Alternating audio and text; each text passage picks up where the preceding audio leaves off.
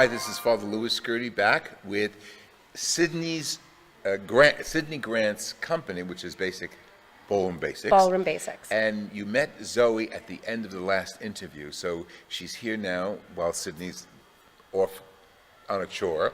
And I'd like to introduce you to Zoe because she has a specific task here, and how she got involved with Ballroom Basics is fascinating.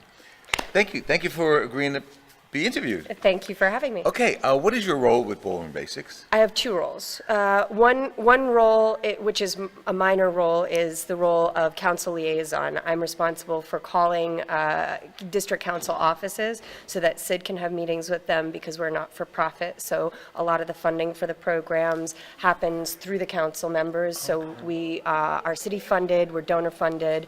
As a not-for-profit, there are very interesting opportunities. Right now we're doing some CASA work, which is an after-school program for Cultural Immigrant Initiative. So we have a lot of really cool things happening and growing. My major role in the company, however, is as a teaching artist. I come into schools and I teach the kids personally. We teach the script. Yes, you're going to see it, which is awesome. And actually, I met Sydney dancing tango probably 11, maybe even 12 years ago at this point. Yeah. Wow. And then I fell in love with tango. I fell in love with the whole dance, the idea of connection, the idea of, moving in synchronicity with one another. And I thought it would be really cool to teach it to teenagers. So I was learning as much as I could to try and teach it to kids. And I thought it would, connect them, maybe help them become better friends. And then out of nowhere, Sid makes this announcement, my company is starting up, and, I want everybody to know what I'm doing. I'm going to be teaching kids about respect and about etiquette through ballroom dancing. It's, and I was just like, whoa, this is literally what I wanted to do. Why reinvent the wheel? I loved Sid. We had a really good friendship at that point. So I just said to him, Sid, I want to work for you. And he was like, come on board. We'd love to have you. And it's been a wild ride. I've learned so much about myself, about teaching children, about the different types of education there are in New York in particular. I've learned so much about a not-for-profit because all of us sort of wear a lot of hats in the company. We're very family-oriented in the company, so we're close-knit, and all of us are good friends. How many are in the company?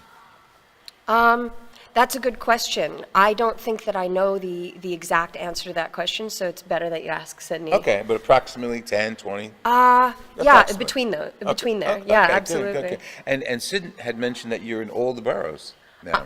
Yeah, we are in all the boroughs. I actually just started in Staten Island for the first time. The kids are amazing. I told Sid, if you want to experience pure joy, come to my classes in Staten Island. Isn't that fantastic? Now, are the schools just Catholic schools, or you? No, we teach all types of schools. I teach in public schools. I teach in private schools. I teach in Catholic schools. I teach in what was it, charter schools. So there's a lot of different types. They invite you in, or how do you get an entree? Well, a big part of the way that we work this out is we'll basically get interest from schools in an area. Okay. We'll tell people about the program. A lot of people hear it through word of mouth. Like schools will recommend it to other schools. The principals will talk to each other. Because one of the characteristics of the program that's so unique and so wonderful is that at the very end, there's a culminating event where we bring the kids together for a bash. Oh, right? He mentioned that. Yeah, and the bash is really important because it goes along with our motto, we don't want to beat the other school, we want to meet the other school. Yes, that's great. Right, so we bring kids together that know how to do the dances so they understand that it's a universal language, that it's something that if both of you know it, that you can connect with someone you've never met before, even at such a young age. And it's amazing to me how, like, across the boroughs, the attitudes of kids and how they learn and how they come about to enjoying the program is very, very different. That's beautiful. Yeah. What age you teach? I've taught, I've had some cool ones. I taught second grade at the deaf school on 23rd Street. That was extraordinary because some of them were kids of deaf parents, others were deaf children, and the way that they helped each other hear the music was really Oh, that's special. So that was, fascinating. yeah, because they felt vibrations, so we turned it up real loud for Right, some of them. right. And then others would just, I mean, these are second graders, and every time they came to each other, they, oh, it's you! And they give each other a big hug, and then they're like, okay, let's dance. And, Oh, and then, I like that and then with I've the taught arms. all the way up until ninth grade. Really? Yeah, Good, ninth good, grade is a good. little bit tougher, you know. I think they've got a little bit of a harder shell Yeah, on, yeah, yeah, depending, yeah. especially depending on what kind of a school we're in. Sure. The main age range that we target is 6th through 8th because those are very difficult years for kids. Formative, They you know, hormones start raging. They start asking different questions, like and to mitigate that while also trying to feed them information and fuel their interest and respect for each other can be exhausting Whoa, but really yeah. rewarding at the same time. Do you give the children a history of the particular dances or the cultures? We try to give them small snippets of these of a multitude of different areas. Right. So we give them a little bit of geography. We give them different languages. We bring in Spanish. We bring in German. I try to incorporate a little bit more.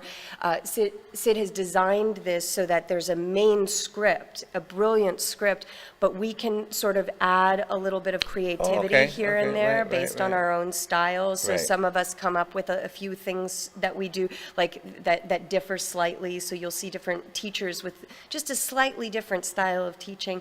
It's very, very cool. Neat. Yeah. And here's Sydney coming.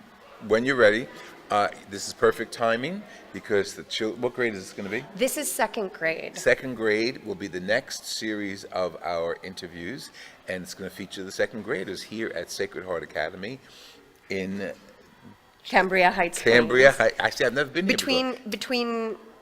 Between Manhattan and Long Island, really. We're almost in Long Island. My audience knows I am geographically inept. So I'm geographically challenged, Yeah, so okay. we can swim in the same boat. thank you, and we'll see you in a little bit. Thank and you very just for much. last I smile, have got some incredible news. Go The ahead. second graders are at the door and Yes. ready to make their way into the space for some dancing. He had to get on the screen. Here's more joy. Just to tell you. We'll be back. This is Father Louis Skirty with Friends of the Word. Let me hear from you, Father Louis Skirty at hotmail.com. God bless you.